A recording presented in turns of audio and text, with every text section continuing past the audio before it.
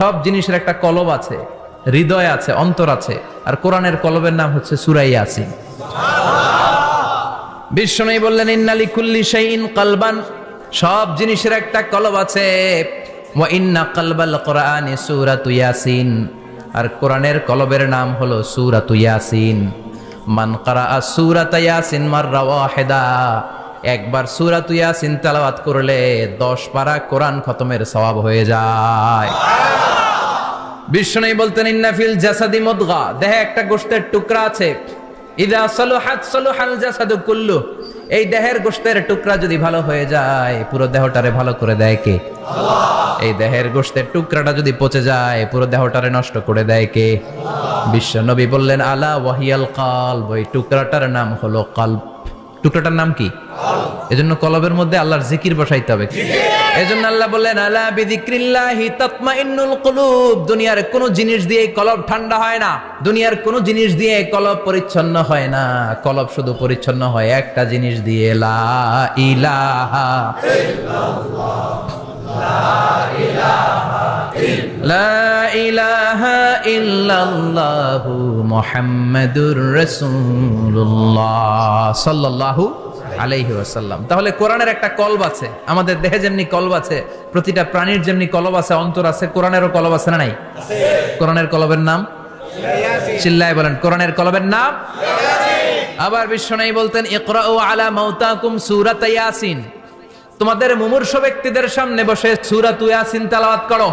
রূহ চলে যাবে, মৃত্যুর একেবারে দ্বার প্রান্তে দাঁড়িয়ে এই মুহূর্তে তার পাশে বসে পড়তে আরম্ভ করেন ইয়াসিন ওয়াল কোরআনিল হাকীম ইন্নাকা লামিনাল মুরসালিনা আলা সিরাতিম মুস্তাকিম। ওই ব্যক্তির ঈমানের মৃত্যু দান করে দিবে কে? আল্লাহ। মৃত্যুর কষ্ট হালকা করে দিবে কে? আল্লাহ। আবার বিশ্বনবী বলতেন রাত্রিবেলা যে ব্যক্তি একবার সূরাত ইয়াসিন তেলাওয়াত করে ঘুমাতে যায়, সকালবেলা নিষ্পাপ অবস্থায় তারে ঘুম থেকে জাগাবে কে? আল্লাহ। তাহলে এই সূরার মর্যাদা কম কম না বেশি বেশি? কলবুল কোরআন, এটা কোরআনের কলব, একবার পড়লে 10 পারার সওয়াব। আবার মুমূর্ষু ব্যক্তির সামনে বসে সূরা ইয়াসিন তেলাওয়াত করতে বলা হয়েছে, তাহলে মৃত্যুর কষ্টরে হালকা করে দেয় কে? আল্লাহ। আবার রাত্রিবেলা সূরা ইয়াসিন তেলাওয়াত করলে সকালবেলায় নিষ্পাপ বানায় দেয় কে? আল্লাহ। মনে থাকবে? কোরআনের কলবের নাম কি?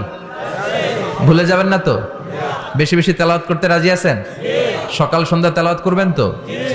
সূরা ইয়াসিন ছাড়াও এই সূরার অনেকগুলো নাম তাফসীর গ্রন্থে পাওয়া যায়। এই সূরার একটা নাম হচ্ছে সূরাতুল কাদিয়া, সূরাতুল কাদিয়া, তাকদি হাজাতা কারিহা। যে এই সূরা তেলাওয়াত করে ওই তেলাওয়াতকারীর যে হাজত আছে, প্রয়োজন আছে, এই সূরার বরকতে আল্লাহ তার প্রয়োজন পূরণ করে দেয়। আমাদের জীবনে প্রয়োজন আছে না নাই? কার কাছে চাইবো? বিপদে পড়লে কারে বলবো? আমরা বিপদে পড়লে প্রথমে শেয়ার দেই ফেসবুকে, আগে শেয়ার দিব কার কাছে? মনে থাকবে? বিপদে পড়লে ফেসবুকে শেয়ার দিব না, বন্ধুরে শেয়ার করব না, বউয়ের কাছেও পরে শেয়ার করব, আগে শেয়ার করব কার কাছে? মনে থাকবে? এজন্য বিশ্বনবী বলতেন এই সূরার নাম সূরাতুল কাদিয়া, মানুষের হাজত পূরণ করে দেয়। এই সূরা তেলাওয়াত করে যদি আপনি আল্লাহর কাছে কোনো বিপদ থেকে পানা চান অথবা কোনো প্রয়োজন নিয়ে দোয়া করেন, সূরার বরকতে প্রয়োজনটা পূর্ণ করে দেয় কে? আল্লাহ। কেউ যেটা পারে না পারে কে? আল্লাহ।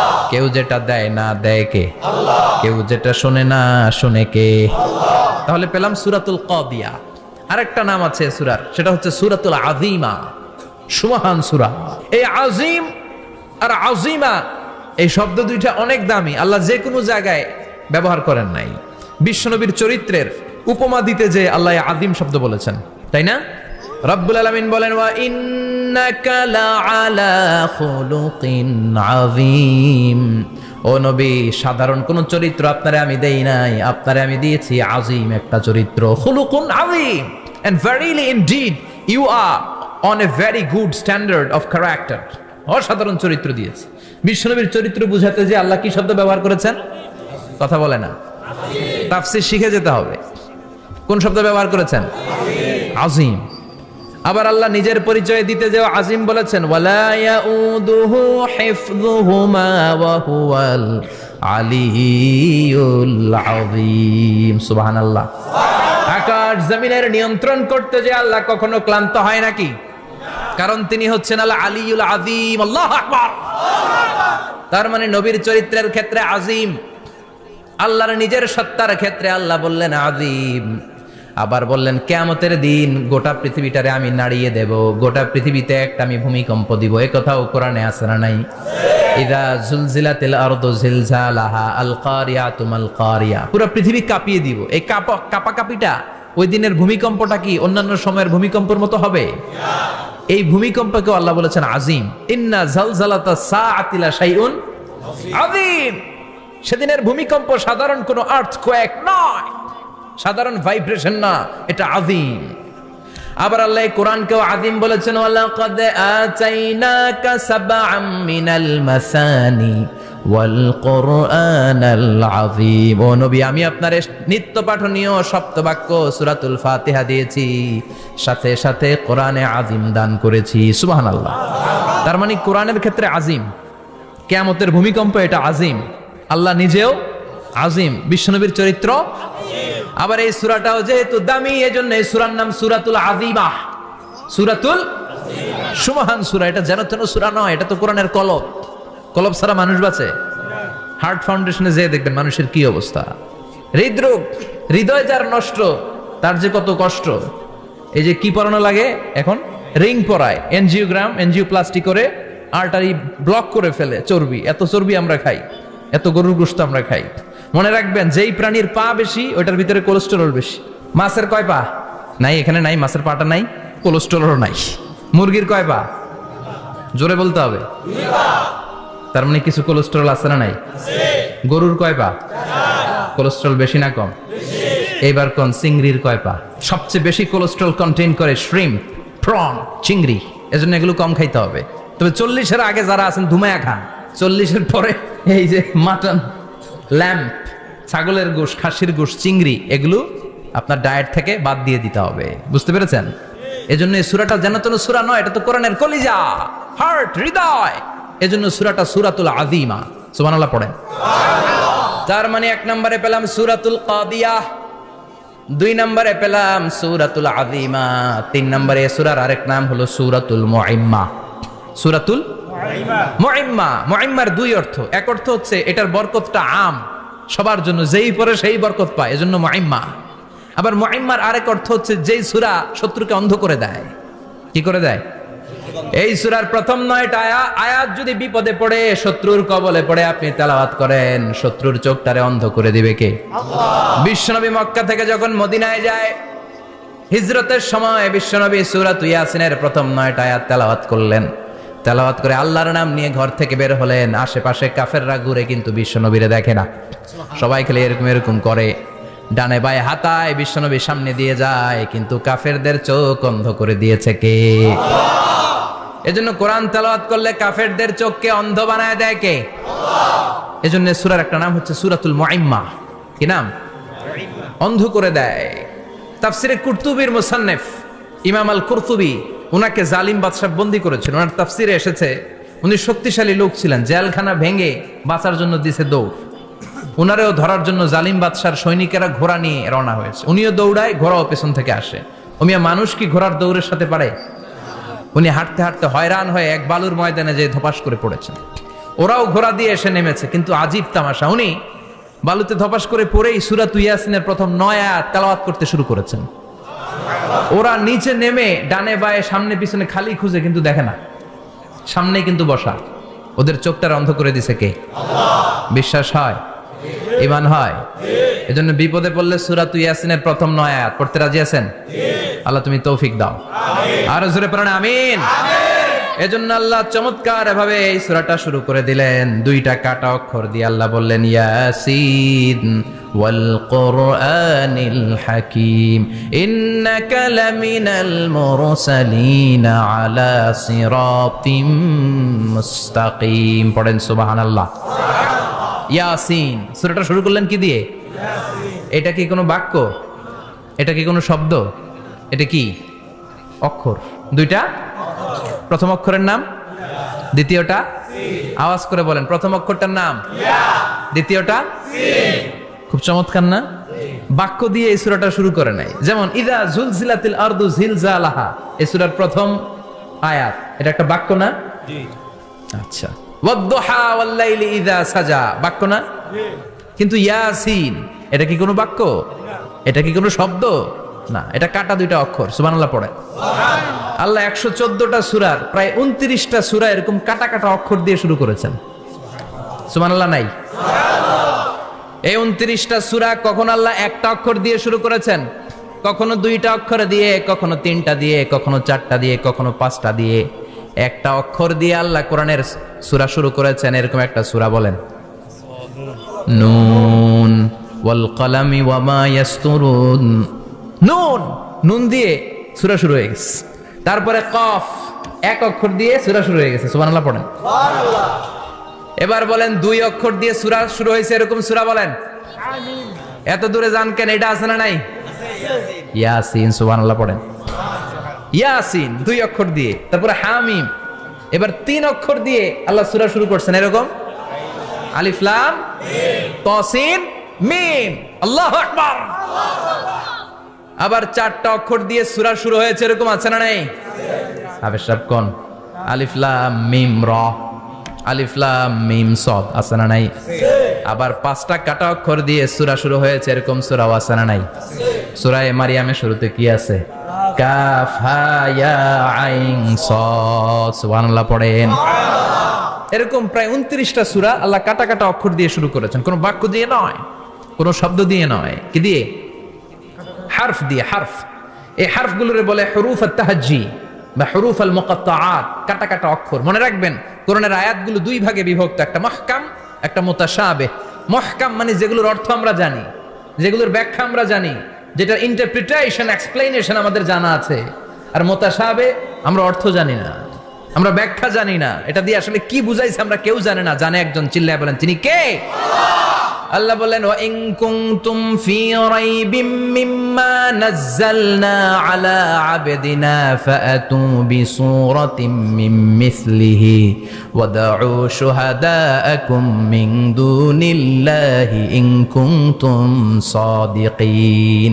আল্লাহ বললেন ও জাহেলি যুগের লোকেরা, শোনো শোনো, এত আরবি কবিতা বানাতে পারো, এত গল্প লিখতে পারো, আরবিতে এত নোবেল বানাতে পারো, উপন্যাস বানাতে পারো, আর্টিকেল লিখতে পারো। আমার নবীর উপর যে কোরআন আমি নাজিল করেছি, এই কোরআনের ব্যাপারে অন্তরে যদি কোনো সন্দেহ থাকে, বাপের বেটা হলে পারলে কোরআনের মতো একটা সূরা বানিয়ে নিয়ে আসো। পারছে? কিয়ামত পর্যন্ত কেউ পারবে? বিশ্বনবী যেই জামানাতে এসেছিলেন ওই জামানায় আরবি ভাষা সাহিত্যের উৎকর্ষতা সাধিত হয়েছিল।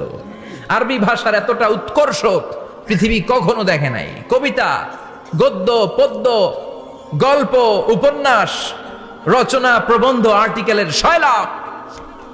এই ভাষা সাহিত্যিকদের চোখে আঙ্গুল দিয়ে আল্লাহ বুঝাতে চাইলেন, এত অর্থ করতে পারো, এত ব্যাখ্যা জানো, এত বড় বড় বুলিয়া ওড়াও, এত কিছু তুমি জানো, তাহলে বলো ইয়াসিন অর্থ কি?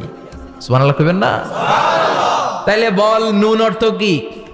কফ মানে কি? আলিফ লাম রা মানে কি? ফাবুহিতাল্লাযী কাফার। কেউ জানে না, কেউ উত্তর দিতে পারে না। কোন সুবহানাল্লাহ। এটা কোরআনের মুজিজা, এটার অর্থ কেউ জানে না।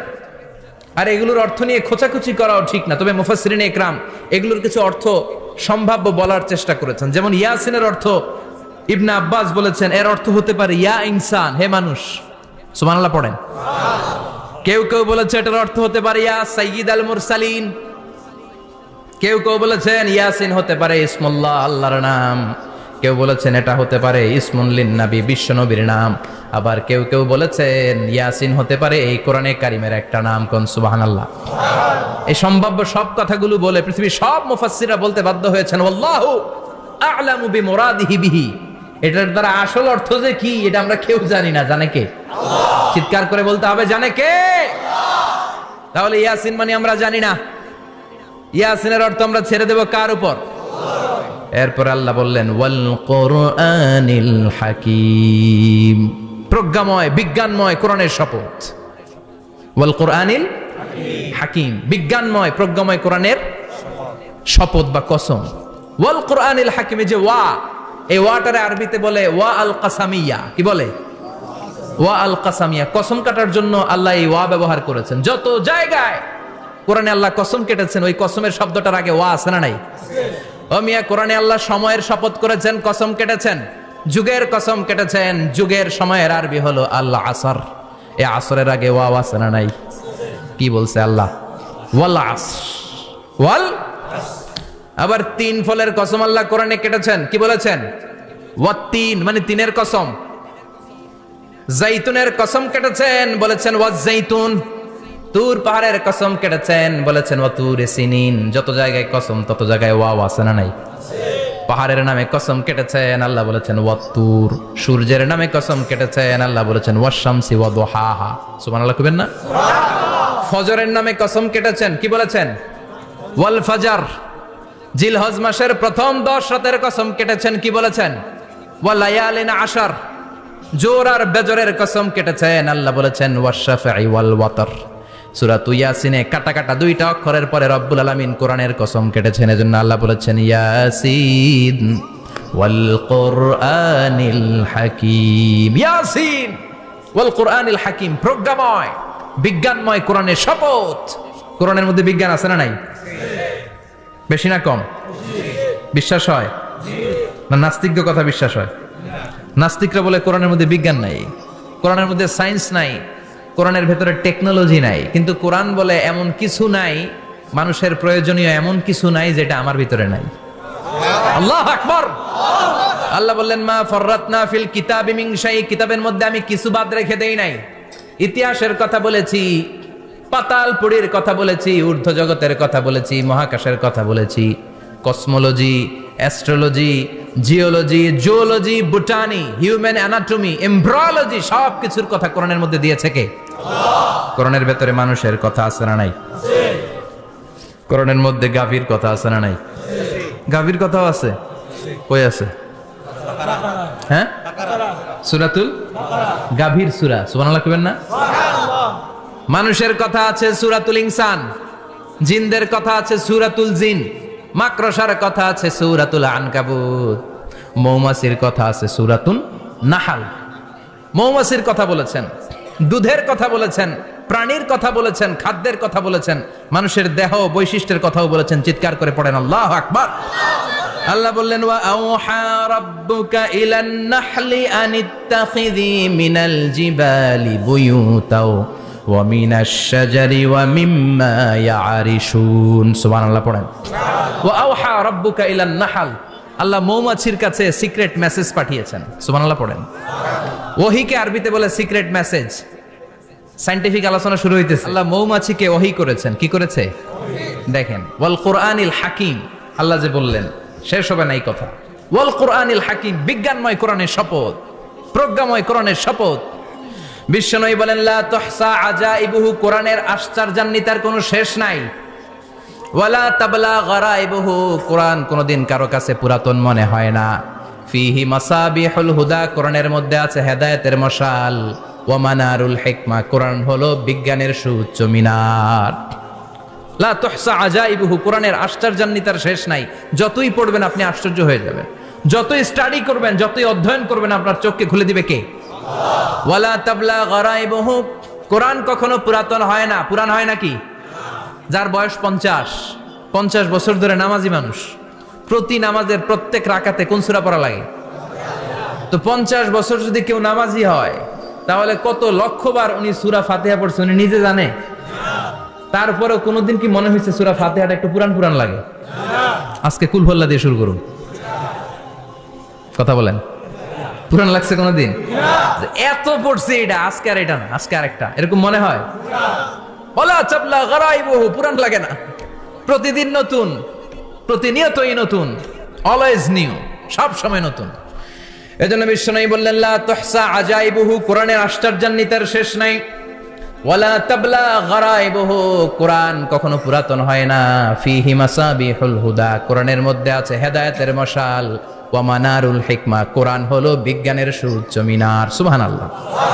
আল্লাহ বললেন ওয়া আওহা রাব্বুকা ইলান নাহল, আমি মৌমাছির কাছে মেসেজ দিলাম, সিক্রেট মেসেজ।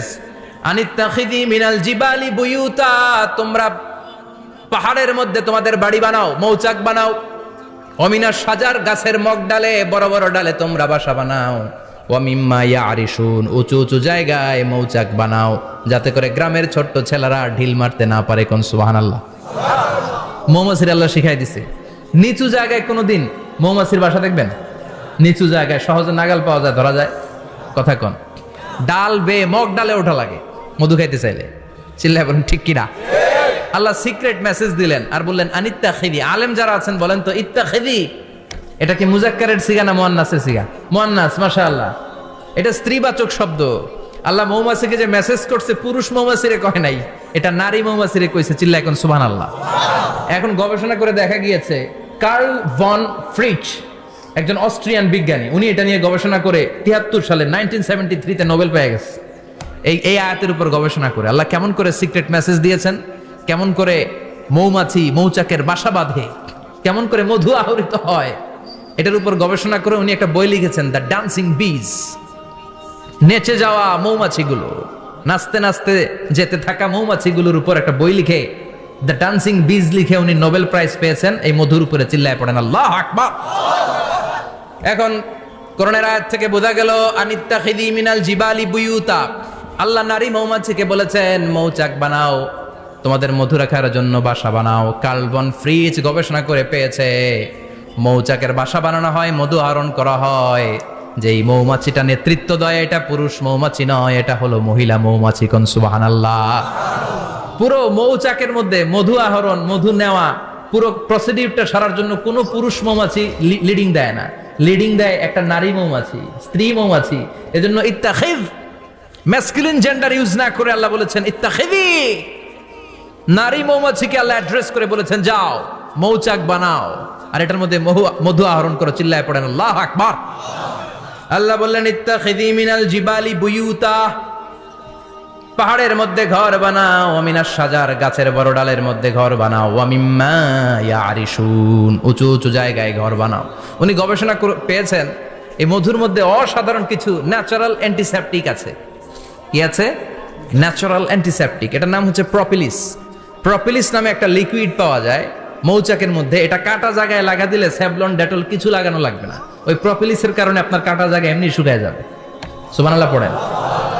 দ্বিতীয় বিশ্বযুদ্ধে রাশিয়ান যত সৈনিকরা যুদ্ধে আহত হতো, ওরা আলাদা করে অ্যান্টিসেপটিক খাইতো না, ওরা মধু আইনা লাগাই দিত আর সুস্থ হয়ে যেত। সুবহানাল্লাহ পড়েন।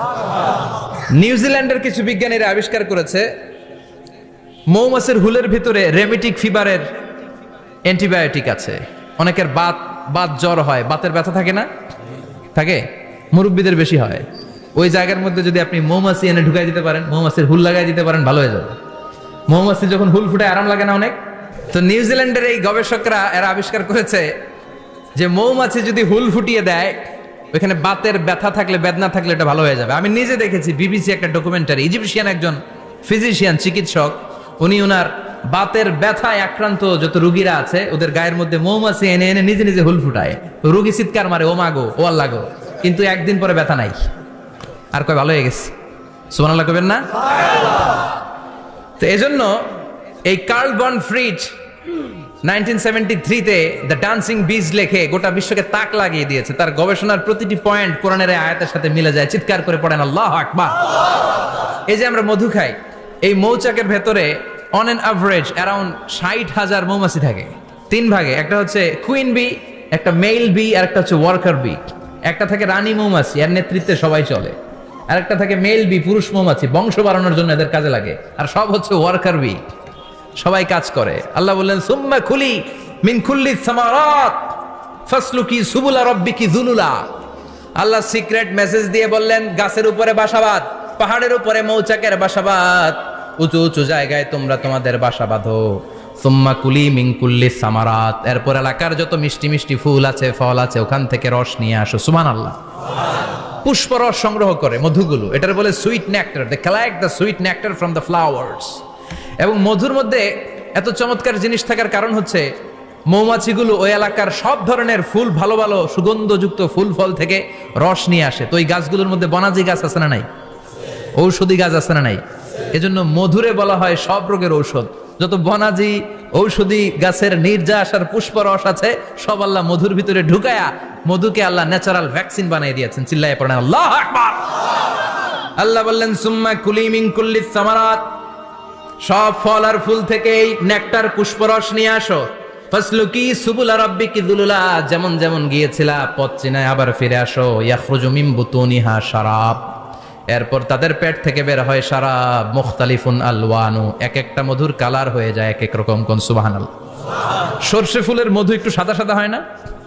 আমি হচ্ছি মধু খাওয়ার পোক। আমি দেশে বিদেশে যেখানে গিয়েছি ফ্রেশ হানি আমি অনেক খুঁজেছি। ইয়ামানি একটা মধু পাওয়া যায়, ইয়ামানের সাওয়াহিলি এলাকায়, পাহাড়ি এলাকায়, একেবারে কুচকুচে কালো। আবার অনেক মধু আছে কিছুটা খয়েরি এবং হলুদ বর্ণের, কিন্তু সর্ষে ফুলের যে মধুটা এটা অনেকটা সাদা। এই পুষ্পরস নিয়ে মৌমাছিগুলো মৌচাকের মধ্যে ঢেলে দেয় না, এগুলো খেয়ে ফেলে। প্রত্যেকটা মৌমাছির পেটের ভেতরে আল্লাহ 2টা করে স্টোমাক দিয়েছে, পাকস্থলী। সুবহানাল্লাহ পড়ে। এটাই কার্ল ভন ফ্রিচ দ্য ডান্সিং বিজ বইয়ের মধ্যে লিখেছে গবেষণায়, যে 2টা পাকস্থলী। একটা পাকস্থলী দিয়ে মৌমাছি খায়, নিজে খেয়ে বাঁচে, আর একটা পাকস্থলী দিয়ে এই ফ্লাওয়ার নেক্টার, পুষ্পরস সংগ্রহ করে ওই পাকস্থলীতে রাখে। ওই পাকস্থলীর ভেতরে আল্লাহ একটা ন্যাচারাল এনজাইম দিয়েছেন, ওই এনজাইমের সাথে ওই পুষ্পরসটা মিক্সড হয়। তারপরে আরেকটা টিউব আছে, ওই টিউব দিয়ে মৌমাছি যে সে বাসার মধ্যে মৌমাছি যে সেখানে সাপ্লাই করে দিয়ে আসে, মধু ঢুকিয়ে দিয়ে আসে। চিল্লায় পড়েন সুবহানাল্লাহ। তার মানে বিষয়টা এমন না ফুলের রস নিয়ে মৌচাকের দিয়ে আসলো, ফুলের রস সে নেয়, তার স্পেশাল একটা স্টোমাকের মধ্যে ঢুকায়, সেখানে এনজাইম দিয়ে পাচক রস দিয়ে আল্লাহ এটাকে সমৃদ্ধ করে দেয়। তারপর আলাদা একটা নল দিয়ে টিউব দিয়ে মৌচাকের ভেতরে ঢুকিয়ে দেয়। কোন সুবহানাল্লাহ। কি অসাধারণ পদ্ধতিতে আল্লাহ মধু বানান। আল্লাহ বললেন ইয়াখরুজু মিন বুতুনিহা, এটা মধু সরাসরি চলে আসে না, ওর পেট থেকে বের হয়। মুখতালিফুন আলওয়ানুহু, বিভিন্ন রঙের মধু আছে না নাই? ব্ল্যাক কালারের মধু হয়, হোয়াইট হানি হয়, অর্গানিক হানি হয়, ক্রিমড হানি হয়। কত ধরনের মধু যে আল্লাহ পৃথিবীতে রেখেছে তার ইয়ত্তা নাই। এরপর আল্লাহ বললেন ফিহি শিফাউন লিন্নাস, মধুর ভেতরে শিফা দিয়েছে কে? এজন্য বিশ্বনবীর খাদ্য তালিকার মধ্যে মধু আছে না নাই? বিশ্বনবী সুগন্ধযুক্ত ওয়ালা মধু খেতেন, দুর্গন্ধযুক্ত ওয়ালা কোনো মধু মুখে নিতেন না। সুবহানাল্লাহ। বিশ্বনবীর জামানায় মাগাফির নামে একটা মধু ছিল, দুর্গন্ধযুক্ত, এটা কখনো বিশ্বনবী মুখে নিতে চাইতেন না। সুগন্ধযুক্ত মধু সবসময় বিশ্বনবী খেতেন। বিশ্বনবীর স্ত্রীরা এই সুগন্ধিযুক্ত মধু বোতলের মধ্যে প্রিজার্ভ করে রাখতেন বিশ্বনবীকে দেওয়ার জন্য। বিশ্বনবী প্রাণ ভরে এগুলো পান করতেন। সুবহানাল্লাহ। বিশ্বনবী যে সমস্ত খাদ্যগুলো পছন্দ করতেন হাদিসে এসেছে, বিশ্বনবী রুটি খেতেন, খেজুর খেতেন, খেজুর, দুধ খেতেন, এই মধু খেতেন, জব খেতেন, বার্লি খেতেন, লাউ খেতেন, রুম্মান, ডালিম ফল, আনার ফল, মাশরুম খেতেন। মাশরুম হলো মান্না সালোয়ার মতো খাবার। মাশরুমের স্যুপ যারা খাবে, চোখের জ্যোতি যাদের কম, তাদের চোখের জ্যোতি বাড়িয়ে দিবে কে? বুখারীর বর্ণনা, কানা রাসূলুল্লাহ ইউহিব্বুল হালাওয়া ওয়াল আসাল, বিশ্বনবী মিষ্টান্ন খেতে বড্ড পছন্দ করতেন। আবার বিশ্বনবী বেশি বেশি মধু খেতে পছন্দ করতেন। সুবহানাল্লাহ। কোরআনে 2টা জিনিসের ক্ষেত্রে আল্লাহ শিফা যোগ করেছেন, যে 2টা জিনিসের সাথে সম্পৃক্ত হলে শিফা। এক হচ্ছে কোরআন পড়লে শিফা, অনুনাজ্জিলু মিনাল কোরআনি মা হুয়া। আবার কোরআনে এই আয়াতের ক্ষেত্রে বলা হয়েছে শিফা ফিহি শিফাউন লিন্নাস।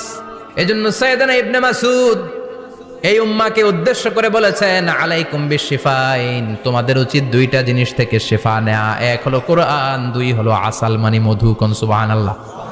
কোরআন তেলাওয়াত করলে অসুস্থরে সুস্থ করে দেয় কে? সূরা ফাতিহা তেলাওয়াত করলে অসুস্থকে সুস্থ বানিয়ে দেয় কে? আবার মধু খেলে সুস্থ বানিয়ে দেয় কে? মধু খেয়ে প্রশংসা করবেন কার? নাকি মধু হই হই বিষাবাইলা বলবেন এগুলো কখনো? খাঁটি মধু খেতে হবে। খাঁটি মধু চিনার উপায় হচ্ছে এটাতে পিঁপড়া জমে না, এটা ফ্রিজে রাখলে জমাট বাঁধে না, এটাতে দুর্গন্ধ হয় না। 1 গ্লাস পানির মধ্যে 1 ড্রপ মধু ছেড়ে দিলে এটা পানির সাথে না মিশে একেবারে নিচে চলে যায়। খাঁটি মধু খেতে হবে। তাহলে ফিহি শিফাউন লিন্নাস। কত কিছু দিয়ে যে আল্লাহ এটাকে সমৃদ্ধ করেছেন। এটার মধ্যে গ্লুকোজ আছে, এটার মধ্যে সুক্রোজ আছে, ফ্রুক্টোজ আছে, প্রোটিন আছে, মিনারেলস আছে, ক্যালসিয়াম আছে, ভিটামিন আছে। খাইলেই শরীর গরম হয়ে যায়। সুবহানাল্লাহ। এজন্য শীতকালে বেশি বেশি খাবেন, জাম্পার লাগবে না। শীতকালে মধু খেয়ে রাত্রে বেলায় বের হবেন, আর মাফলার পেঁচিয়ে বের হওয়া লাগবে না। সুবহানাল্লাহ পড়েন। তার মানে আল্লাহ বললেন ইয়াসিন ওয়াল কোরআনিল হাকিম, প্রজ্ঞাময় বিজ্ঞানময় কোরআনের কসম। কোরআনের ভেতরে বিজ্ঞান আছে না নাই? বিজ্ঞানের কথা এই তো শুরু করলাম, আজকে সারা রাত বিজ্ঞানের কথা বলবো। থাকবেন কতক্ষণ? হ্যাঁ, স্লোগান দেন লিল্লাহি তাকবীর। এরপরে আল্লাহ বললেন গোলাম ওয়া ইন্না লাকুম ফিল আনআমি লাইবরা, প্রাণীকুলের দিকে নজর করে তাকাও। প্রাণীকুলের মধ্যে আমি তোমাদের জন্য নিদর্শন রেখেছি। নুসকিকুম মিম্মা ফি বুতুনিহি, এই প্রাণীকুলের পেট থেকে একটা চমৎকার জিনিস আমি বের করে দেই, এটার নাম হচ্ছে দুধ। এটা কি? দেখেন একই আয়াতের মধ্যে আল্লাহ মধুর কথাও বললেন, আবার দুধের কথাও বললেন। দুধটা কিভাবে হয়, উৎপন্ন হয়, মধু কেমনে হয়, ইঞ্চি ইঞ্চি কথা এই কোরআনের ভেতরে তুলে ধরলেন কে? আল্লাহ বললেন মিমবাইনি ফারসিউ ওয়াদামিল্লা বানা, গোবর আর রক্তের মাঝখান দিয়ে আমি দুধ বের করি। সুবহানাল্লাহ পড়েন। আমরা যাই এই গাভীর ওলান টানা শুরু করি সকালবেলা বিসমিল্লাহ বলে, কিন্তু কেমনে যেটা আসে ওইদিকে নজর নাই। ডাকাত বিসমিল্লাহ বলে শুরু করে না, দুধ খাই আলহামদুলিল্লাহ পড়েন, আছে না নাই? আল্লাহ বলেন মেকানিজমটা শোনো কেমনে আমি খাওয়াই। আল্লাহ বললেন মিমবাইনি ফারসি ওয়া দামিল্লা বানা, গোবর আর রক্তের মাঝখান দিয়ে আমি দুধ বের করে দেই। সুবহানাল্লাহ। গরু যে ঘাস খায়, এই ঘাস থেকে রক্ত হয় আর গরুর গোবর হয়। পেটের একদিকে থাকে গোবর, আরেক দিকে থাকে রক্ত। রক্ত দুর্গন্ধ, গোবরও দুর্গন্ধ। রক্তও না পাক, গোবরও না পাক, এই দুই না পাক আর দুর্গন্ধের মাঝখান দিয়ে সুগন্ধযুক্ত দুধ বের করে দেয় কে? আল্লাহ বললেন মিমবাইনি ফারসি ওয়া দামিল্লা বানা, গরু যে খাবারগুলো খায় ওই খাবারের এক পাশ দিয়ে গোবর হয়ে যায় আর এক পাশ দিয়ে রক্ত হয়ে যায়, মাঝখান দিয়ে দুধ বের করে দেয় কে? What a amazing mechanism of discharging milk from animal's body. What a amazing mechanism. একদিক দিয়ে গোবর দুর্গন্ধ, আরেক দিক দিয়ে এই ঘাস খাওয়ার কারণে রক্ত হয়, মাঝখান দিয়ে দুধ বের হয়ে যায়। সুবহানাল্লাহ। আবার বাছুর ছাড়া দুধ পাওয়া যায় না, শুধু গাভী, বাছুর নাই, দুধ আসবে? আবার এই যে বিশাল বড় ওলান 20 কেজি দুধ দেয় প্রতিদিন, এই ওলান কাটলে দুধ পাওয়া যায়? এক ফোঁটা দুধও ওলানটা কেটে টুকরা টুকরা করলে আপনি পাবেন না। এটা আলাদা মেকানিজম। এটা ভিতর থেকে একটা নির্যাস, বাছুর নিয়ে দুইটা ঢু মারবেন, ওই নির্যাস দিয়ে দুধ বেরোতে থাকবে, গোবর আর রক্তের মাঝখান দিয়ে চিৎকার করে পড়েন আল্লাহু আকবার। এজন্য বিশ্বনবী বলতেন বেশি বেশি দুধ খাও। দুধ হলো সুষম খাদ্য। পৃথিবীতে আবিষ্কৃত যত খাবার আছে, দুধের চাইতে ভালো খাবার আছে নাকি? কথা কন। মানুষ পানি খেয়ে 3-4 দিন বাঁচে জানেন, আর পানির মধ্যে লবণ দিলে 7-8 দিন বাঁচতে পারবেন। আর দুধ পাইলে আজীবন বাঁচবেন। দুধ খেয়ে যদি হজম করতে পারেন, দুধ খেয়ে হজম করতে পারলে আজীবন বেঁচে যাবেন। সুষম খাদ্য। বিশ্বনবী যে রাতে মেরাজে যাবেন, সিদরাতুল মুনতাহা পার হওয়ার পরে বিশ্বনবীর পরীক্ষা শুরু হলো। বিশ্বনবীকে বুখারীর বর্ণনা 3টা গ্লাস দেয়া হলো। কাদাহ ফিহি লাবান, এক গ্লাসের মধ্যে দুধ ছিল। ওয়া কাদাহ ফিহি আসাল, আর এক গ্লাসের মধ্যে ছিল মধু, আর এক গ্লাসের মধ্যে ছিল মদ। কাদাহুন ফিহি খামার। বিশ্বনবীকে 3টা গ্লাস দিয়ে বলা হলো নবী চুজ করেন কোনটা নেবেন। এক গ্লাসে মধু, আর এক গ্লাসে দুধ, আর এক গ্লাসের মধ্যে বিশ্বনবীকে দেয়া হলো মদ। বিশ্বনবী বললেন যে এই গ্লাসের ভেতরে দুধ আছে, আমি ওই পেয়ালাটা নিলাম। সাইয়েদনা জিব্রাইল বললেন ইয়া রাসূলুল্লাহ আখাস্তাল ফিতরা, আপনি যেমন নিছেন তেমন। সুবহানাল্লাহ কইবেন না? বিশ্বনবী দুধ খেতে পছন্দ করতেন, আর বিশ্বনবী বলতেন আলাইকুম বি আলবানিল বাকার, বেশি বেশি গরুর দুধ খাবা। ফা ইন্নাহা তুরাম্মু মিনাল আশজার, কেননা এটা সবুজ লতা পাতা ঘাস পাতার নির্যাস। গরু কি খায়? ঘাস খায় না? এই ঘাসের নির্যাস হচ্ছে দুধ। বিশ্বনবী বলতেন বেশি বেশি দুধ খাবা। ফিহি শিফা, এর মধ্যে শিফা আছে। ফি লাবানিহা শিফা ওয়া লুহুমিহা দা, গরুর দুধে আছে শিফা, গরুর গোশতের মধ্যে আছে রোগ। সুবহানাল্লাহ। কত বড় ফিলোসোফার বিশ্বনবী। বিশ্বনবী বলে গিয়েছেন গরুর দুধ বেশি খাও, কিন্তু গোশ বেশি খাইও না। আর আমরা গরুর গোশ পাইলে কোপায় ফেলাই।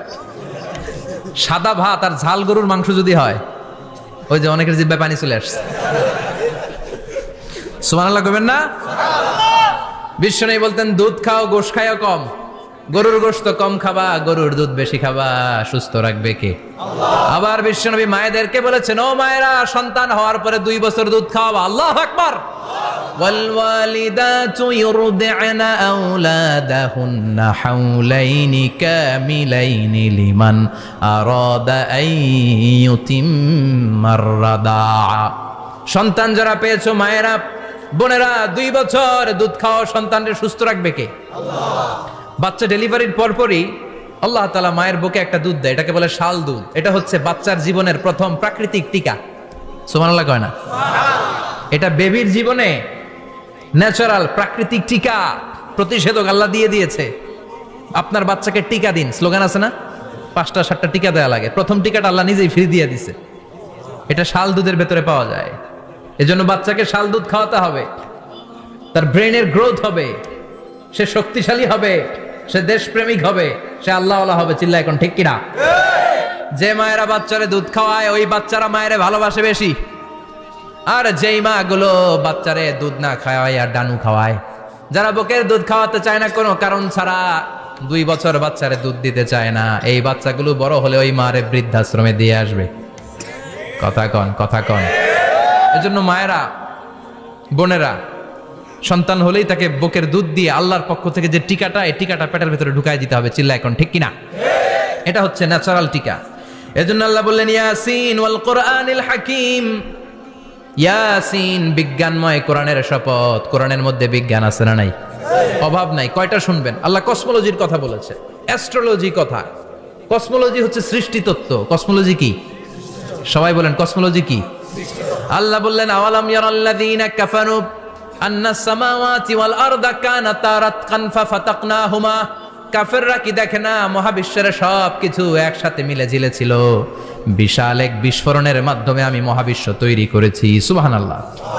আদিতে, শুরুতে কিন্তু সব আকাশ, বাতাস, জমিন, চন্দ্র, সূর্য, নক্ষত্র, গ্রহ, নীহারিকা পুঞ্জ, গ্যালাক্সি, ব্ল্যাক হোল সবকিছু মিলেমিশে একসাথে ছিল। এটার ঘনত্ব ছিল খুব বেশি। মহাবিশ্বের সবকিছু ছিল একটা বিন্দু। এটাকে বিজ্ঞানীরা নাম দিয়েছে দ্য সিঙ্গুলারিটি, মহা একত্ব। এরপর একটা প্রচন্ড বিস্ফোরণের মধ্য দিয়ে মহাবিশ্ব সৃষ্টি হয়েছে। এটার ওরা নাম দিয়েছে big bang theory. Stephen Hawking সবচেয়ে বড় পদার্থবিজ্ঞানী ছিল। সে একটা বই লিখেছে, from the brief history of time, a brief history of time from big bang two black hole. সেখানে সে প্রমাণ করেছে কোরআনের এই আয়াত, কানাতা রাতকান, মহাবিশ্বের সবকিছু একটা বিন্দু ছিল। চাঁদ, সূর্য, গ্রহ, তারা সবকিছু ছিল একটা মাত্র বিন্দু ছিল। আল্লাহ বলেন, don't the disbeliever observe that the heavens and earth were joined together, then I separated with a gigantic sound, explosion. সব একসাথে ছিল, চাঁদ, তারা, আকাশ, নদী, নালা সব একসাথে। তারপর একটা বিকট বিস্ফোরণের মধ্য দিয়ে পৃথিবী হয়েছে, চাঁদ হয়েছে, চন্দ্র হয়েছে, সূর্য হয়েছে, মহাবিশ্বের সবকিছু এই মহাবিস্ফোরণের মধ্য দিয়ে হয়েছে। চিৎকার করে পড়েন আল্লাহু আকবার। এই যে ছোট্ট পৃথিবীতে আমরা বসে আছি, এই পৃথিবীর চেয়ে সূর্য 13 লক্ষ গুণ বড়। চিল্লায় পড়েন আল্লাহু আকবার। এটা কি বাড়ির কাছের কথা? 13 লক্ষ গুণ বড়, কল্পনা করা যায়? তার মানে কি সূর্যই সবচেয়ে বড়? না, সূর্যের চেয়ে অনেক বড় বড় তারা আছে। ব্যাটেল জিউস নামে একটা তারা আছে মহাকাশে, যেটা যে সূর্য পৃথিবীর চেয়ে 13 লক্ষ গুণ বড়। এই ব্যাটেল জিউস তারা সূর্যের চেয়ে 33 কোটি গুণ বড়। এই ব্যাটেল জিউস তারাটাই কি সবচেয়ে বড়? না, এর চেয়েও কত বড় তারা যা আছে কোনো হিসাব নাই। এরকম বিশাল বিশাল তারা ঘুরতে ঘুরতে মাওয়াকিউন নুজুম, ব্ল্যাক হোল নামে একটা রেঞ্জ আছে। এই রেঞ্জের মধ্যে যদি ঢুকে যায়, ছোট্ট বাচ্চার মুখে চকলেট দিলে বাচ্চা যেমনি চকলেট চুষে খেয়ে ফেলে, এই বিশাল বিশাল তারাগুলো ব্ল্যাক হোলের মধ্যে ঢুকলে এক মুহূর্তের মধ্যে নিঃশেষ হয়ে যায়। চিল্লায় পড়েন আল্লাহু আকবার। এজন্য আল্লাহ বললেন, ফালা উকসিমু বিমাওয়াকিউন নুজুম। এই তারকা নিঃশেষ হওয়ার যে জায়গাটা, এই জায়গার কসম আমি কোরআনের মধ্যে খেলাম।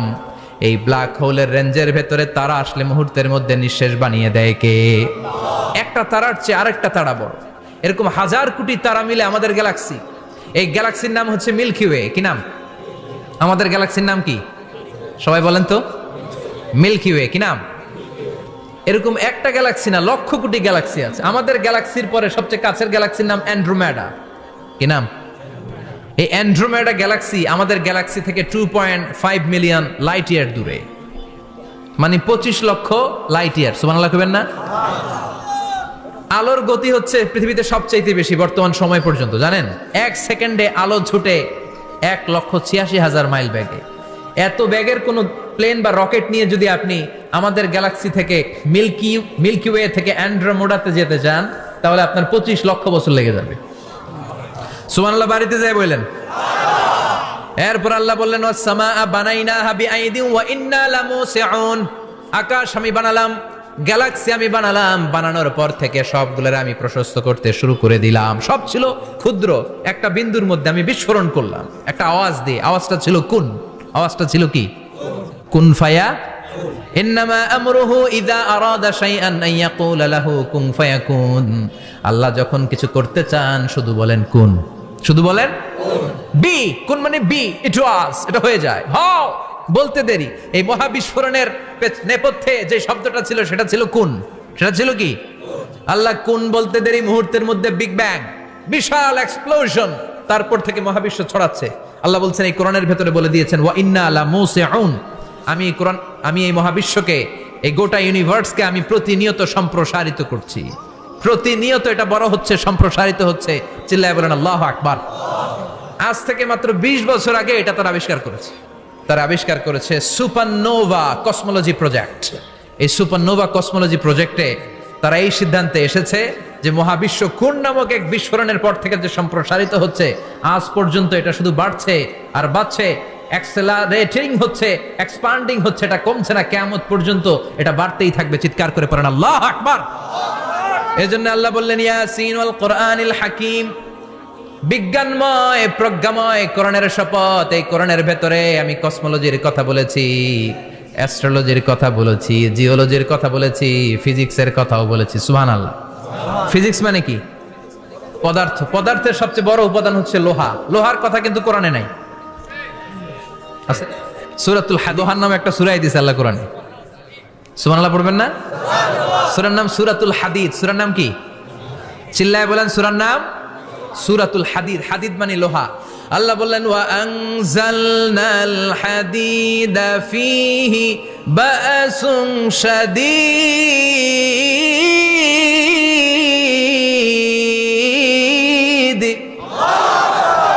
ওয়া আনজালনাল হাদিদ ফীহি বা'সুন শাদীদ। আমি লোহা নাজিল করলাম আর লোহার ভেতরে আমি ভয়ঙ্কর শক্তি ঢুকাইয়া দিলাম। সুবহানাল্লাহ। ফিহি মানাফিউ লিন-নাস, লোহার ভেতরে মানুষের জন্য অনেক কল্যাণ আছে। সুবহানাল্লাহ। লোহা ছাড়া পৃথিবীতে কিছু হয়? আংটি বানাতে লোহার দরকার আছে না নাই? ঘড়ি বানাতে, গাড়ি বানাতে, বাড়ি বানাতে, মোবাইল বানাতে, হেলিকপ্টার, প্লেন, রকেট, মাইকের স্ট্যান্ড। সুবহানাল্লাহ কোন? এমন কোন জিনিস নাই যেটার মধ্যে লোহা লাগে না। এজন্য আল্লাহ বললেন এই লোহার নামে আমি একটা সূরা ডেডিকেট করলাম, ওয়া আনজালনাল হাদিদ ফিহি বা'সুন শাদীদ। আমি লোহাকে নাজিল করেছি। আল্লাহ বলেছেন, খেয়াল করে শব্দটা শুনেন, ওয়া আনজালনাল হাদিদ, আমি লোহাকে উপর থেকে নাজিল করেছি। কি করেছি? কথা বলেন। তার মানে লোহা পৃথিবীতে ছিল না, নাজিল করছে কে? লোহা পৃথিবীতে ছিল? পৃথিবীতে ছিল? পৃথিবীতে থাকলে নাজিল করবেন কেন? এই যে কোরআনটা পৃথিবীতে আগে ছিল, নাজিল করছে কে? কোন ফেরেশতাকে দিয়ে? সাইয়েদনা জিবরাইল। কোন নবীর উপর? বিশ্বনবী মুহাম্মদুর রাসূলুল্লাহ। আল্লাহু আকবার। তার মানে ওই পৃথিবীতে ছিল না, আল্লাহ উপর থেকে নাজিল করেছেন। নুজুল মানে উপর থেকে নিচের দিকে আসা। এই নুজুল শব্দ ব্যবহার করে আল্লাহ বললেন ওয়া আনজালনাল হাদিদ, লোহাকে আমি নাজিল করেছি। তার মানে লোহা পৃথিবীর উপাদান নয়, লোহা এসেছে উপর থেকে। কোন সুবহানাল্লাহ। বিজ্ঞানীরা, পদার্থবিদ যারা গবেষণা করে এটাই পেয়েছেন, লোহা আসলে পৃথিবীর না। লোহা পৃথিবীতে উৎপাদন করা হয় নাই। লোহার যে মলিকিউল, অণু আছে, লোহার একটা অণু তৈরি করার মতো ক্ষমতা পৃথিবীর নাই। ইভেন এই সৌরজগতের কোনো কিছুর নাই। সূর্যের তাপেও লোহা তৈরি হতে পারে। লোহার ছোট্ট একটা অণু তৈরি করতে কমপক্ষে 1 কোটি ডিগ্রি সেলসিয়াস তাপের প্রয়োজন হয়। তার মানে এটা পৃথিবীর কোনো উপাদান নয়, এটা আনজালনাল হাদিদ। আল্লাহ বলেন মহাবিস্ফোরণের কারণে গলিত অন্য কোনো তারার ভেতর থেকে লোহার উপাদান আমি পৃথিবীর ভেতরে এনে ঢুকিয়ে দিয়েছি। তার মানে পদার্থের কথা কোরআনে আছে না নাই? সুবহানাল্লাহ কইবেন না? এরপরে বায়োলজির কথা আছে না নাই? বায়োলজিক্যাল অ্যাসপেক্ট অফ মাউন্টেন্স, কেমন করে পাহাড়ি রেঞ্জ তৈরি হলো, আছে না নাই? ওয়াজআলনাল জিবালা আওতাদা, পাহাড়কে আমি পেরেক মেরে দিয়েছি। ওমিয়া কাঠের ভেতরে যখন পেরেক মারেন, পেরেকের বেশিরভাগ অংশ কাঠের ভেতরে ঢুকে যায়, উপরে দেখা যায় সামান্য, ঠিক কিনা? তো লোহা যদি আল্লাহ পেরেক মারেন, উপরে যা দেখা যায় এটা সামান্য, আসল পাহাড় তো মাটির নিচে। সুবহানাল্লাহ কইবেন না? আসল পাহাড় কোথায়? পেরেক যদি কাঠের মধ্যে ঢুকিয়ে দেন, পুরো পেরেকটা কাঠে ঢুকে যায় না, উপরে দেখা যায় কত? সামান্য। পাহাড়ের যা আপনি দেখেন এটা তো পেরেকের মাথা, পুরো পাহাড়টা আল্লাহ জমিনের ভেতরে গেড়ে দিয়েছেন। চিল্লায় পড়েন আল্লাহু আকবার। আবার আল্লাহ বললেন অমিনাল জিবালি জুদাদুম বিদু ওয়া হুমরুম মুখতালিফুন আলওয়ানু, আছে না নাই? ওয়া গারাবিবু সুদ, আল্লাহ বলেন নানা রঙের পাহাড় পর্বত মহাবিশ্বে আমি তৈরি করেছি। কোন পাহাড় হচ্ছে রক্তিম বর্ণের, কোন পাহাড়কে বানিয়েছি আমি কৃষ্ণ বর্ণের, কোন পাহাড়কে বানিয়েছি আমি শুভ্র বর্ণের, কোন পাহাড়ের রং কালো, কোনটা সাদা, কোনটা নীল, আছে না নাই? মহাবিশ্ব যখন তৈরি হয়েছে, পৃথিবীর মধ্যে 7টা টেকটনিক প্লেট তৈরি হয়েছে। 7 tectonic plates create the mountain range on earth. পৃথিবীতে এই পাহাড় তৈরির কারণ হচ্ছে 7টা প্লেট, এগুলোরে 7 টেকটনিক প্লেট বলে। এই প্লেটগুলোর কারণে পৃথিবীতে এই রং বেরঙের পাহাড় তৈরি হয়েছে। কত রঙের যে পাহাড় আছে, আরব বিশ্বে পাথরের পাহাড়, বাংলাদেশে মাটির পাহাড়, ব্রুনাই সিঙ্গাপুর, ইন্দোনেশিয়াতে যদি যান আরেক ধরনের পাহাড়। চায়নার একটা শহর আছে গানজু সিটি, কি নাম? এই গানজু সিটিতে একটা পাহাড় আছে রেইনবো মাউন্টেন। ওখানে 7 রঙের পাহাড় পাওয়া যায় এক জায়গায়। সুবহানাল্লাহ কইবেন না? রেইনবো মানে কি? রংধনু। রংধনুর কয় রং? কথা কন। ছোটবেলা আমরা মুখস্থ রাখতাম বেনিয়া সহকলা, বেতে বেগুনি, নিতে নীল, আতে মানি, শতে সাদা, হতে হলুদ, কতে কালো, লাতে লাল। সুবহানাল্লাহ নাই? মনে রাখার কি অসাধারণ পদ্ধতি। এই রেইনবো মাউন্টেন, রংধনুর 7 রঙের পাহাড় এক জায়গায় পাওয়া যায়। এখানে সাদা পাহাড়, এখানে সবুজ পাহাড়, এখানে নীল পাহাড়, ওখানে লাল পাহাড়, এখানে কালো পাহাড়। এই চায়নার গানজু সিটিতে আল্লাহ তাআলা 7 রঙের পাহাড় এক জায়গায় রেখেছেন। চিৎকার করে বলেন আল্লাহু আকবার। তার মানে বায়োলজির কথাও কোরআনের ভেতরে আছে না নাই? এরপর আল্লাহ বললেন কেমন করে আকাশ থেকে আমি পানি নাজিল করে, এটাও কোরআনে আছে না নাই? আমরা ছোটবেলা পড়েছি ওয়াটার সাইকেল, হাইড্রোলজিক্যাল সাইকেল। কেমন করে সূর্যের তীব্র তাপ সাগর থেকে পানিকে জলীয় বাষ্প করে উপসে নেয়, উপরে নিয়ে সেটাকে পুঞ্জীভূত করে দেয়, ঘনীভূত করে দেয়, মেঘ হয়ে যায়, সেখান থেকে ঝিরি ঝিরি ঝিরি ঝিরি বৃষ্টি পড়ে। আছে না নাই?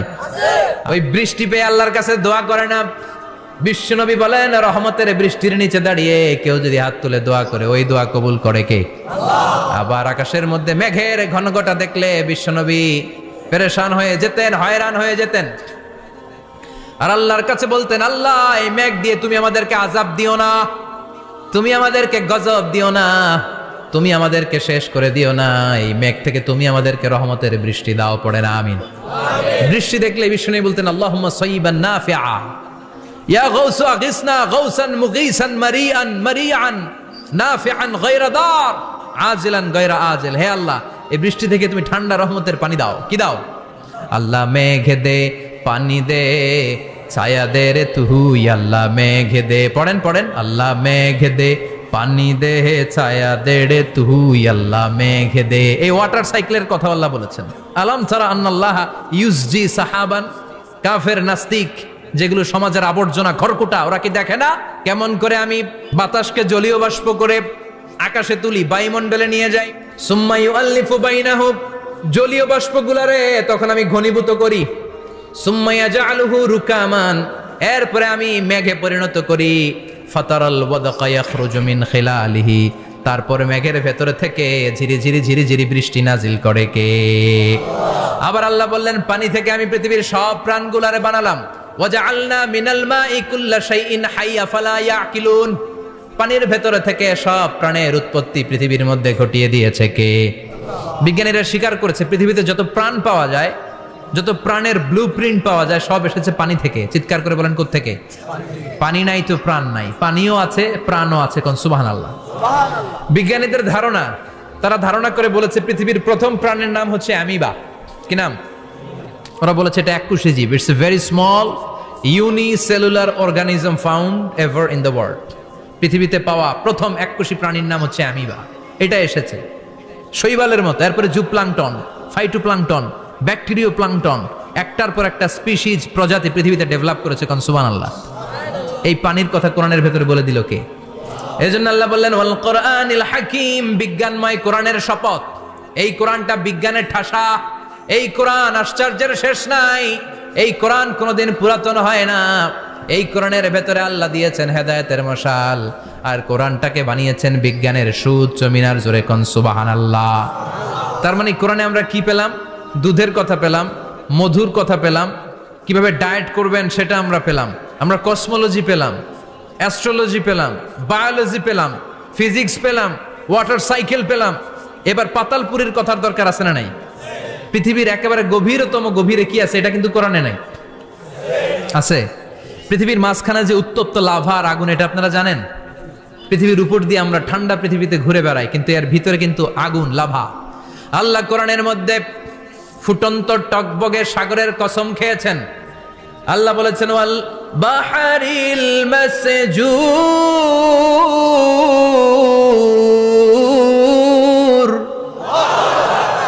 আমি কোরআনের ভেতরে ফুটন্ত টকবগে সাগরের পানির কসম খেলাম। পড়েন সুবহানাল্লাহ।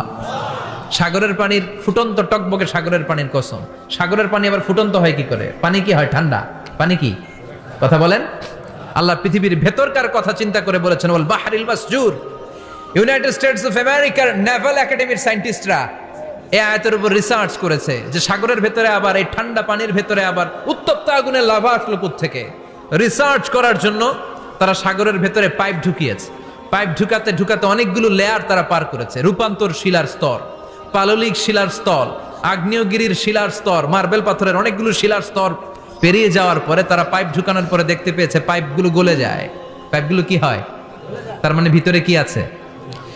গত কয়েক মাস আগে জাপানে কিছু জিওলজিস্ট, ভূতত্ত্ববিদ, তারা গবেষণা করে পৃথিবীর এক মাথা থেকে আরেক মাথায় যেতে চাচ্ছে, মানে প্রতিপাদ স্থান। বাংলাদেশের এখান থেকে ছিদ্র করলে আপনি দক্ষিণ আমেরিকার চিলির সান্টিয়াগোতে যেয়ে উঠবেন। কথা বুঝতে পেরেছেন? তার মানে বাংলাদেশের প্রতিপাদ স্থান হচ্ছে দক্ষিণ সাউথ আমেরিকার চিলির সান্টিয়াগো। আবার ইন্ডিয়া থেকে ছিদ্র করতে করতে পৃথিবীর আরেক মাথা দিয়ে উঠবেন। সুবহানাল্লাহ বলেন। এটা তারা শুরু করেছে কিন্তু এখনো সফল হয় নাই। ইউএস এর নেভাল একাডেমির সায়েন্টিস্টরা পাইপ ঢুকাতে ঢুকাতে দেখে একটা পর্যায় শেষে পাইপ আর ঢুকানো যায় না, পাইপগুলো পৃথিবীর ভেতরে যেতে যেতে গলে গলে পানি হয়ে যায়। সুবহানাল্লাহ কইবেন না? এই রিসার্চ প্রজেক্টের যিনি চিফ, উনি বললেন bring the water proof pipe from America. America থেকে ওয়াটার প্রুফ পাইপ নিয়ে আস। আমার এমন পাইপ লাগবে গবেষণা করার জন্য যে পাইপ আগুনে জ্বলে না। ওয়াটার প্রুফের মধ্যে আগুন লাগালে আগুন ধরবে? বুলেট প্রুফে বুলেট মারলে বুলেট ঢুকবে? আমেরিকা থেকে ফায়ার প্রুফের পাইপ নিয়ে আসা হলো। নেভাল একাডেমির চিফ সায়েন্টিস্ট পাইপ ঢুকাতে আরম্ভ করলেন। ঢুকাতে ঢুকাতে পৃথিবীতে কিন্তু অনেকগুলো স্তর আছে। এই যে বালু মাটি, সব কিন্তু বালু মাটি নয়। আপনি খুঁড়তে খুঁড়তে পেয়ে যাবেন পাললিক শিলা, এরপরে রূপান্তরিত শিলা, এরপরে মার্বেল পাথরের শিলা, এরপরে শুরু হবে গরম আগ্নেয়গিরির শিলা। ওই শিলার ভেতরে এমন আগুন আল্লাহ রেখেছে, নেভাল একাডেমির সায়েন্টিস্টরা ফায়ার প্রুফের পাইপ ঢুকাতে ঢুকাতে একটা লেভেল যাওয়ার পরে দেখে যে ফায়ার প্রুফের পাইপও গলে গলে মুহূর্তে পানি হয়ে যায়। তার মানে ভেতরে এমন আগুন আল্লাহ রেখেছে, ওই আগুনের তুলনায় পৃথিবীর আগুনের মতো নয়। ওই আগুনটাই জাহান্নামের আগুন। আবার বিজ্ঞানীরা গবেষণা করে ওই আগুনের মধ্যে মানুষের চিৎকার শুনেছে। এজন্য হাদিসে এসেছে আল্লাহর ওলিরা, মুমিন বান্দারা মারা গেলে তাদের রূহগুলো আকাশে চলে যায়, ইল্লিনে চলে যায়। আর কাফের মুশরিক আর নাস্তিকগুলো মারা গেলে তাদের আত্মাগুলো পৃথিবীর মাঝখানে সিজ্জিনে চলে যায়। ওই সিজ্জিনের ভেতরে আগুন আছে না নাই?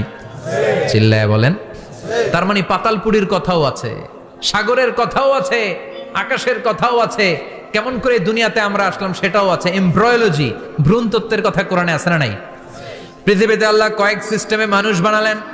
সৈয়দনা আদমকে বানালেন, মাও নাই বাবাও নাই। সৈয়দনা আদম আলাইহিস সালামের বাবার নাম কি? মায়ের নাম কি? মাও নাই বাবাও নাই।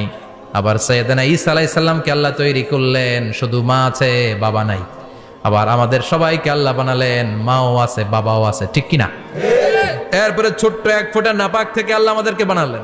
এই এক ফোঁটা বীর্যের মধ্যে যে প্রাণ আছে, এটা দুজন বিজ্ঞানী আবিষ্কার করেছে। লিয়েন হুক মাইক্রোস্কোপ যন্ত্র দিয়ে তারা বীর্যের মধ্যে, স্পার্ম ড্রপের মধ্যে গবেষণা করে পেয়েছে যে ওখানে কি যেন নড়ে। ওই এক ফোঁটা ড্রপের মধ্যে কি যেন নড়ে। সেখান থেকে ওরা আবিষ্কার করেছে স্পার্মের ভেতরে, শুক্রাণুর ভেতরে প্রাণের অস্তিত্ব আছে। এক ফোঁটা স্পার্মে, এক ফোঁটা বীর্যের মধ্যে 20 কোটি যদি শুক্রাণু না থাকে, ওই স্পার্ম থেকে আল্লাহ বেবি দেয় না, সন্তান দেয় না। সুবহানাল্লাহ কোন? এজন্য আল্লাহ বললেন হাল আতা আলাল ইনসানি হিনুম মিনাদ দাহরি লাম ইয়াকুন শাইআম মাযকুরা। ও মানুষ, কেন এত অহংকার করো? নজর করে তোমার জীবনের শুরুটার দিকে একটু তাকাও। কি ঝিলা তুমি? এক ফোঁটা নাপাক পানি, একটা স্পার্ম ড্রপ থেকে এসেছো। ইয়াখরুজু মিন বাইনিস সুলবি ওয়াত তারায়েব। বাবার পৃষ্ঠদেশ থেকে মায়ের গর্ভদেশের মধ্যে তোমাকে নিয়ে গেল কে? সেখান থেকে ফি যুলুমাতিন সালাস, 3টা প্যাকেট দিয়ে মায়ের পেটের মধ্যে তোমাকে প্রিজার্ভ করলো কে? আল্লাহ প্রত্যেকটা স্টেজ কোরআনে বলে দিয়েছেন। ফি যুলুমাতিন সালাস, 3টা অন্ধকার প্রকোষ্ঠে আল্লাহ আমাদেরকে প্রিজার্ভ করেছেন।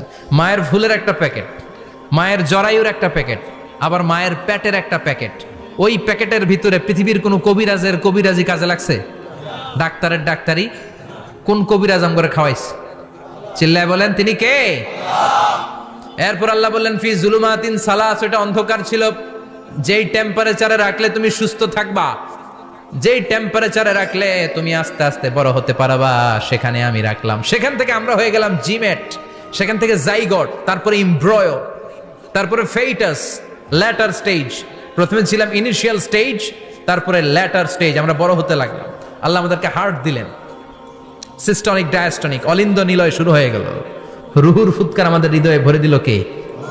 আল্লাহ আমাদেরকে স্কেলিটন দিলেন, কঙ্কাল, স্পাইনাল কর্ড দিলেন, আমাদের স্কাল দিলেন, মাথার খুলি দিলেন, লাঞ্চ দিলেন, ফুসফুস দিলেন, গল ব্লাডার দিলেন। যেখানে যেটা ঠিক যেমন ভাবে দেয়া দরকার মায়ের পেটে থাকতেই সেটা দিয়ে দিয়েছে কে? আল্লাহ। এরপর 8 মাস আমরা মায়ের পেটে মারে কষ্ট দিলাম।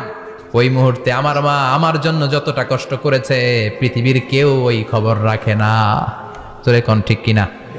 বোঝা হয়ে গিয়েছিলাম, একটা বস্তা। আমরা প্রত্যেকে মায়ের পেটে ছিলাম একটা কি? এই বস্তা নিয়ে আমার মা খেতে যেত, ঘুমাতে যেত।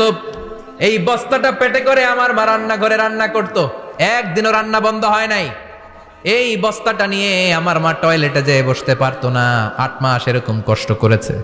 এজন্য মায়ের মনে কষ্ট দিলে আল্লাহর আরশ কেঁপে যায়। মায়ের কাছ থেকে দোয়া নেওয়ার দরকার আছে না নাই? মায়ের মনে কষ্ট দিবেন? মায়ের সাথে বেয়াদবি করবা কেউ?